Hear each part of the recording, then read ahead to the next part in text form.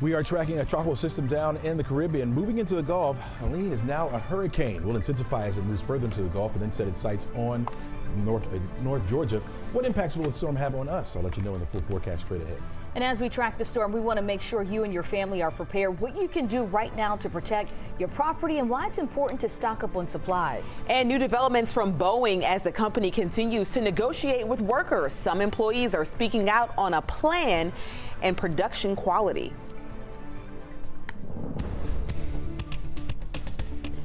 Welcome to 11 Alive Midday. Thanks for being here with us. I'm Aisha Howard. And I'm Ariana Manise in for Cheryl Preheim. We are on another weather impact alert day. Our team is tracking what is now Hurricane Helene. Yeah, Chesley just giving us that information as we came on the air. Now, this system is expected to make landfall sometime tomorrow, and Georgia is likely to feel some of that impact. Let's get over now to meteorologist Chesley McNeil with your weather impact alert forecast. Chesley. Yeah, and those impacts could be significant for us. We're talking about very heavy rain. We're talking about gusty winds associated with this, and there is a severe weather threat as well. And so, as we just stated, the storm is now a hurricane, Category 1 hurricane, just as the 11 a.m. update.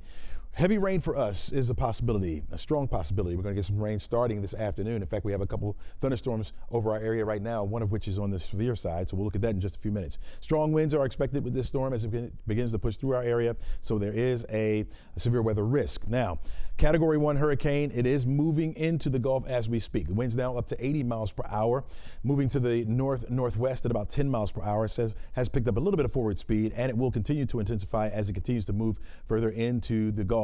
And so we're looking at it possibly becoming a major hurricane, a Category 3 hurricane by tomorrow morning, and then making its way up toward the Big Bend area, over toward Tallahassee before it moves into our state. It will begin to weaken, though, as it continues to slide further off to the north, but we could still see tropical storm force winds in our area. Those type of winds could cause quite some problems for us, especially with all the rain that we're expecting to receive, and with those winds could knock over trees, which could lead to some power outages. Again, been looking at this westerly jog for the system. Not good news for us because we could see greater impacts as long as we're on the west side of the storm. So the rain totals right now, and this is early estimates, we're talking about 4 to 8 inches of rainfall. Locally, there could be some higher spots, maybe up to 10, 12 inches in some spots. Winds could be very strong, especially as the center of circulation moves through our area. And then you talk about a severe weather threat. If we're on the east side of this system, it's a greater threat for us to have some of those spin-up tornadoes. So that's something else that we'll be looking out for. As I mentioned, we do have a severe thunderstorm that's in effect right now. You can see over toward Floyd County right now, just south of Rome, cluster of thunderstorms there, moving up toward the northeast about 30 miles per hour. You can see the counties associated with this: Bartow County, Floyd County, and Polk County. This severe thunderstorm will stay in effect until 11:30. We'll be watching this, but we could see more as we head through the afternoon. So already starting to see some weather impacts around our area today. This doesn't have anything to do with the hurricane, but it does have to do with a front that's going to push through the area. Heavy rain now right on through the rest of the afternoon. More on this coming up. Guys, back to you. All right, Chesley, thank you. So Gas Buddy says that it is actually bringing in an update for you to let you know if gas is out in certain locations, as we see a lot of people stocking up. But first, we want to let you know some ways that you should get ready to prepare here at home. Yeah, as that system continues to move towards our area, the governor already has declared a state of emergency. And now storm preps are happening to ensure crews are ready for those potential impacts. 11 Alive's Beth Yates joining us live from Atlanta with more on those efforts happening right now as we prepare for Helene. But Beth, what about our state leaders saying about how you and your family should be getting ready? Well, officials say the first thing residents should be doing is watching the news like us, and also being abreast of emergency management crew resources and updates. In addition, they say you should have 4 things, which include a go kit, a plan, an emergency plan. Also, make sure you're removing items from around your home and securing your electronics. But there's more.